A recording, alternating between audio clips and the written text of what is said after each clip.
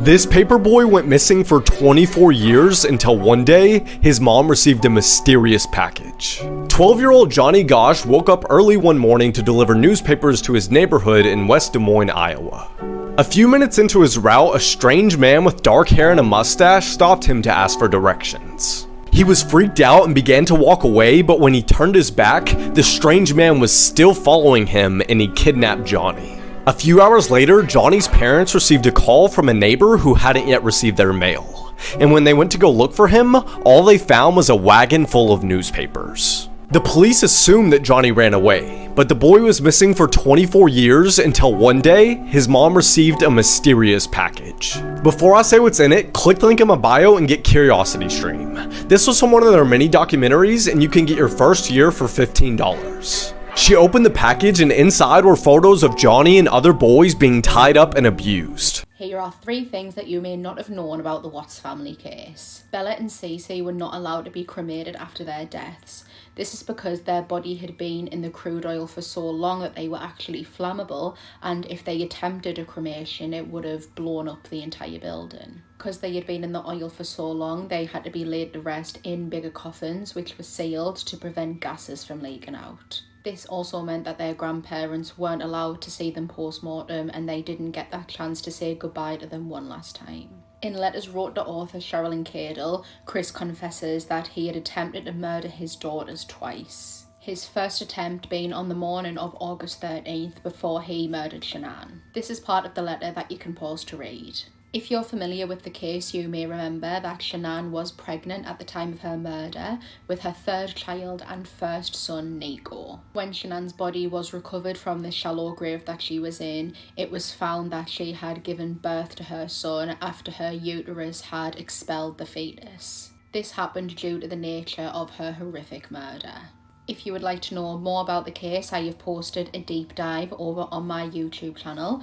You can click the link in my bio and that'll take you directly over the video where you can watch it right now. If you haven't already, please make sure to subscribe to my YouTube channel so that you don't miss any of my future uploads. It has just been reported that the Stockton serial killer has finally been caught, and where police arrested him is horrific. So this is the man that authorities believe murdered 6 and wounded 1 in a series of killings over a period of a year. There was even a $125,000 reward for anyone who provided information that led up to his arrest. And thanks to a number of tips, police stopped the 43-year-old in a car about 2 a.m. in the same area where 5 of the killings took place. He was dressed in all black, had a mask around his neck, was carrying a gun, and police say that he was out hunting for his next victim. They also said that he was detained after witnessing him going to parks and dark places, stopping and looking around before driving on. The chief of police said, "We are sure that we stopped another killing."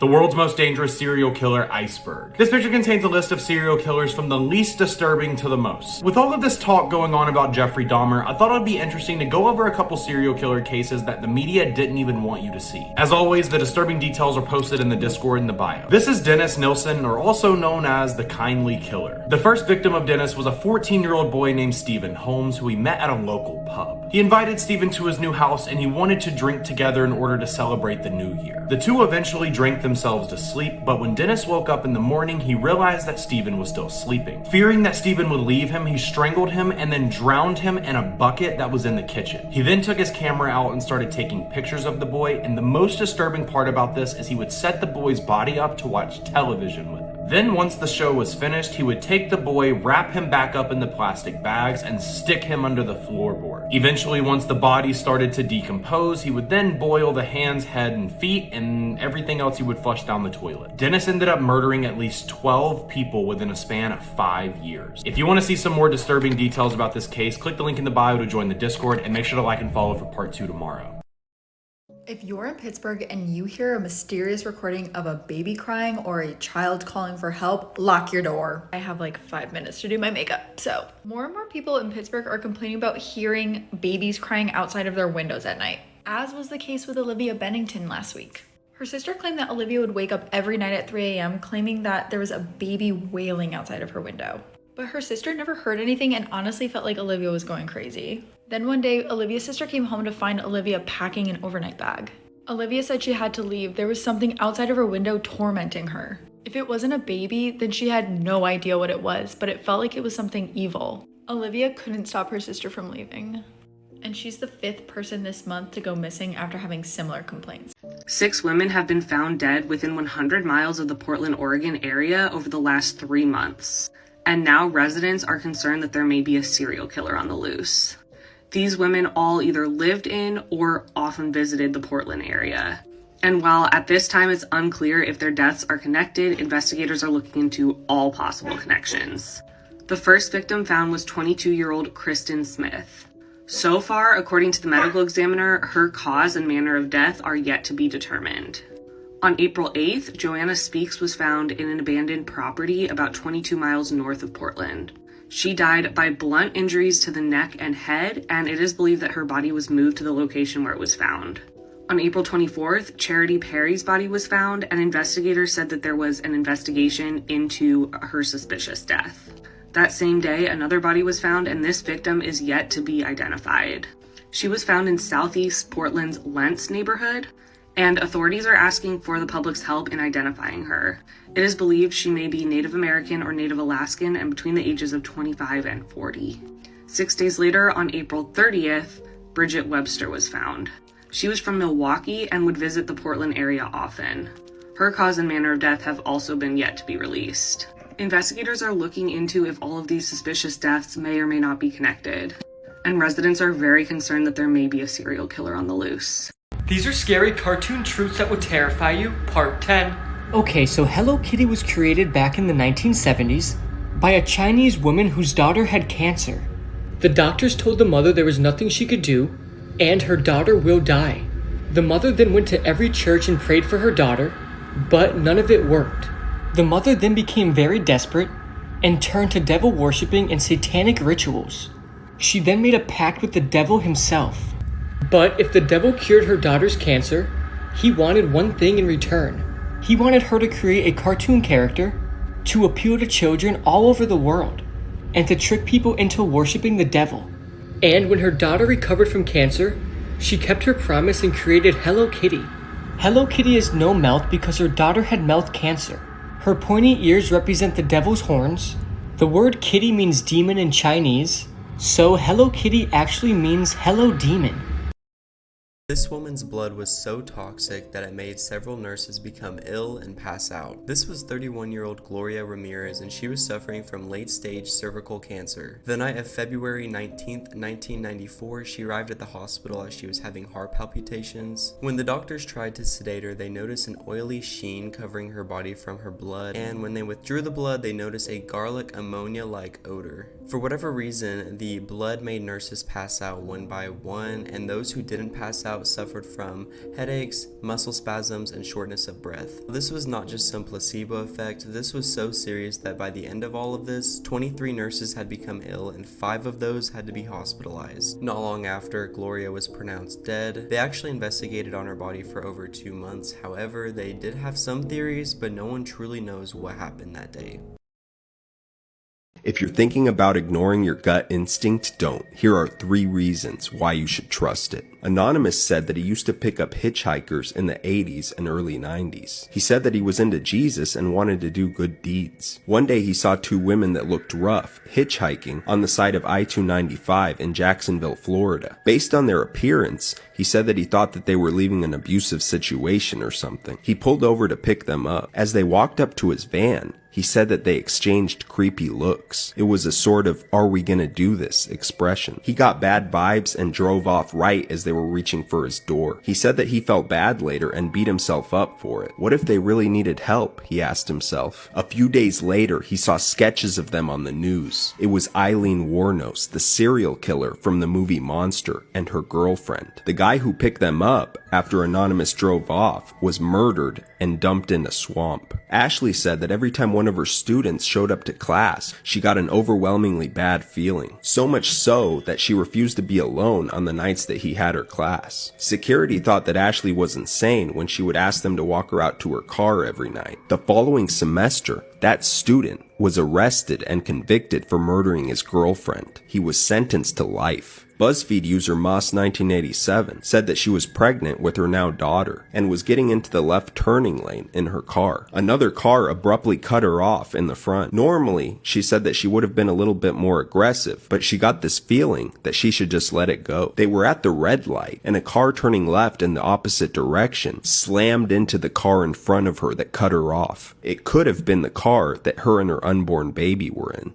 The case is still new. We're still discovering facts. Incomprehensible cruelty. The father that stands before you lined up his 3 young boys, and he executed them in his own home with a rifle. They were ages 3, 4, and 7, Judge. In an act of desperation to save her children, the mother at some point grabbed the gun. The father was able to flee into a field near the home. And again, we know from his admission, father hunted that boy down, drug him back to the property, and executed him in front of witnesses. The mother was shot through the hand in her attempt to protect her children. To just begin to imagine their fear. This was the man that every day they woke up looking to for protection, love, guidance in all things. The man they trust more than any other person on earth. The person they rely upon to keep them safe from harm. He was their world, he was their guardian, and he executed them in cold blood. We know that from his admission. One of the most monstrous, craven, cowardly acts that will ever be our misfortune to see. To make things even more disturbing, Judge, this was no haphazard act. Again, by his own admission, he planned the acting on a whim. He's confessed to what I believe is the worst crime, at least I hope, that I'll see in my lifetime. I hope it's the worst fact pattern that ever comes before this court. Judge, These are scary cartoon truths that would terrify you, part 12. Okay, so Talking Angela started as a mobile phone app for a lot of children. Angela is a white cat with blue eyes who has conversations with you and could answer any question you ask. But recently, Talking Angela turned into an app to spy on young children. It is said the app was taken over by a creepy man or a very creepy group. It's said that if you're over 18, nothing happens. But if you're younger than that, the cat will then start asking you very weird questions. Like, where do you live, what is your name, and what are your parents' names? The creepy man or group are able to take pictures of you through your own phone. Also, if you zoom in on Angela's eye, you can see a man watching you. And if that's not scary enough, a young boy named Eli went missing shortly after downloading the app, and he was never found. This is pretty messed up. You've been warned. This is Joe Metheny, a serial killer claiming to have killed 13 people. He would gut his victims and then mix their flesh with animal meat to sell as burgers at his fast food stand. He said the only time he felt vaguely guilty was when children ate the sandwiches. But even then, Metheny justified his actions by telling himself it was their parents' fault for being so stupid and allowing them to eat it. He was found dead in his cell at the Western Correctional Institution in Cumberland, Maryland, 2017. Today I googled which country has produced the most serial killers. And honestly, number 1 is insane. Right, in at number 5 is Italy. They have produced 97 serial killers. Finally getting mentioned in one of my lists, I see you comment section, is Canada at number 4 with 106. That's a staggering 0.29 per 100,000 people. Now number 3 is an unfortunate regular on all of my lists, South Africa with 117 murderous individuals. The runner-up is England with 166, with the most notable being the infamous angel maker. She killed almost 400 babies in the 19th century. I told you number 1 was insane, and I didn't lie because USA obliterates this list. They have a staggering 3,204 known serial killers, which is approximately 19 times more than the second highest. That means almost 1 in every 100,000 people is a serial killer in the US.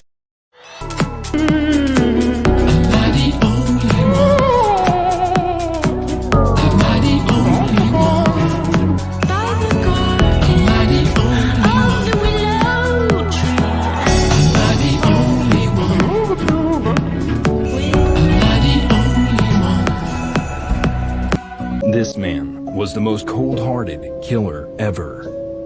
From 1974 to 1978, Ted Bundy was living a double life. By day, he was a charismatic, clean-cut law student, but by night, he was a serial killer. His target was mainly college women, and his modus operandi was to fake an injury to gain sympathy from women in the campus, asking simple favors like, "Would you help me bring my books to my car?" And once they got near his car, he would knock them unconscious, kidnap them, before proceeding to sexually assault them, eventually murdering them. After burying the bodies, he was said to go back on occasion and have intercourse with the corpses. Even though it's said that within the span of 4 years, he killed approximately 30 to 40 women, no one knows how many women actually died. That is why many people say that. Not only was he molesting his best friend's daughter, there were videos of him molesting about 7 other children in his phone multiple times. And the fact that he had to film it and keep it, this is sick. Vyacheslav was said to have gone to report to the police, and in a matter of time, the whole thing blew up. But it so happened that Oleg had run away, clearly on the run, and people were now looking for him because he would have to answer for his crimes. He went into the forest to search for him. Unluckily for him, he was found first by his best friend, Vyacheslav, the father of one of the children he had been molesting in his videos. And it was said that this was when things got very tricky because from here onwards, not many people know what happened. However, sources claimed that Vyacheslav gave Oleg a chance to turn himself in and get arrested. But many people believe that that was not the case because he has finally found the man who did that to his daughter, who happens to also be his best friend. So you can imagine the layers of heartbreak that this man Vyacheslav would be feeling. And so instead of holding him down for the police to come, it was said they got into a fight. Not really like a fight, but more like a beating. It was said Vyacheslav, with all the anger and rage, pounced on his best friend Oleg, beating him up to stupor, mercilessly dragged him into the forest, and even gave him a shovel to dig his own grave because he knew he was gonna die. Oleg was beaten and killed. He was stabbed to death and buried in a shallow grave, one that he dug himself. Click the link on our bio to get 820,000 naira bonus with 150 free spins to win exciting prizes using our promo code TCD to register. Today's case is one of these cases that you'll most likely recognise like the famous mugshot from. So this here is 18-year-old Shailene Moran. At the time of what she did, she was 18 years old, and this takes place in 2019. She was from a place called Pawtucket, which is in America, and in the fall of October 2019, she met a boy online who she started a relationship with. This boy was called Leonard Trowfield, and I couldn't find any photos of him for some reason. On the first day that they met in person, the pair stayed at Leonard's house. However, after day 4, the pair got into quite the argument, where Shailene had stormed out of the house and filed a police report against Leonard. And she had called assault, which Leonard absolutely denied was not true.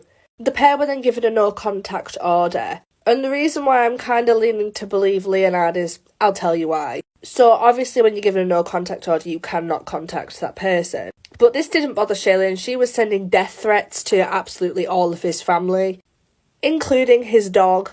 So after the breakup, she then very quickly met Jack Doherty, and together they had conspired that they were going to kill Shailene's ex. And Jack was absolutely down for that. He was so ready to do it. They were sending each other texts like, "If you do this, we'll be together forever, I love you," and all that. And at the end of December 2019, so we're literally talking 2 months later, Jack came down from New York to see Shailene. Not only this, he also brought an engagement ring with him, and the pair were ready to go to her ex's house to commit a shooting. So Shailene had actually stayed in a hotel nearby where the pair were staying. She didn't go with him, and they decided that they were just going to shoot whoever opened the door. So on January 1st, 2020, Jack Doherty went to the address of Leonard, and it was his mother, Cheryl Smith, that opened the door, and she was shot several times, which killed her. Another strange thing that I just want to know, I couldn't find many photos of Cheryl either. To which, after it took place, they then posted this on Facebook, which says, "We some fighters and some shooters." And she's also showing off her engagement ring in the post. Luckily, a detective that was responding to the shooting had saw this post that these two had posted. So, literally, just a couple hours later, they were arrested in the hotel room, which I just think is kind of funny, to be honest. Like, how stupid do you have to be? And the cops found the gun that was used in the shooting that matched the bullets found in Cheryl. Jack Doherty is still in prison awaiting trial, but because Shailene was really the mastermind behind it, she knew what she was doing. She was sentenced to life in prison for her part on killing Cheryl Smith.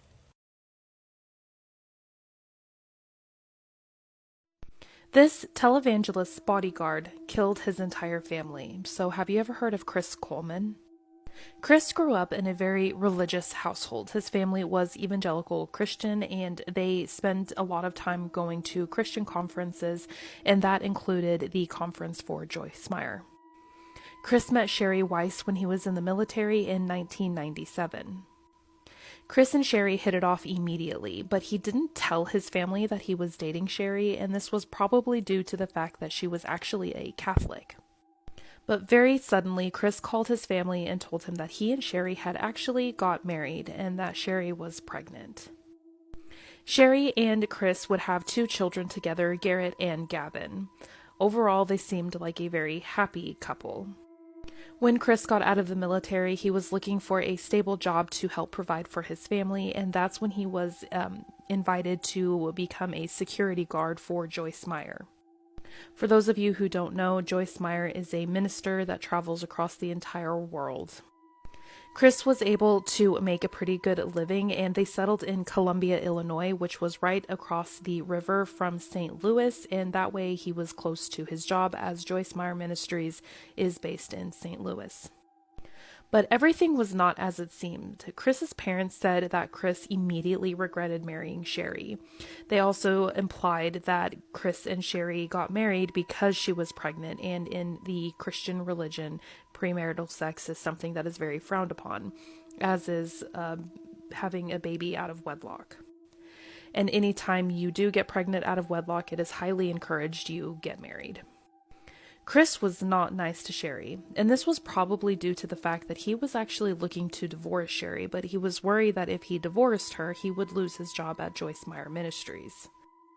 But Sherry really wanted to make this work. Even after she found out that Chris was having an affair with her high school best friend, she still wanted to make things work for her children. But in 2008, Chris started receiving emails that were threatening to not only his life, but to his wife and his kids' life. These messages were coming because he worked for Joyce Meyer, and whoever was sending these messages did not want him to be working for Joyce Meyer, who was preaching Christianity across the world. It was pretty normal for Joyce Meyer to get emails like this, but for one of her bodyguards to get emails like this was unheard of. No one had ever gone through this before. But on May 5th of 2005, after Chris was unable to get a hold of Sherry, he figured something was wrong, so he called his neighbor detective to do a welfare check on his family in his own home. I'm gonna have to go to part 2. Give me a couple minutes to film it, but it'll be down in the comments.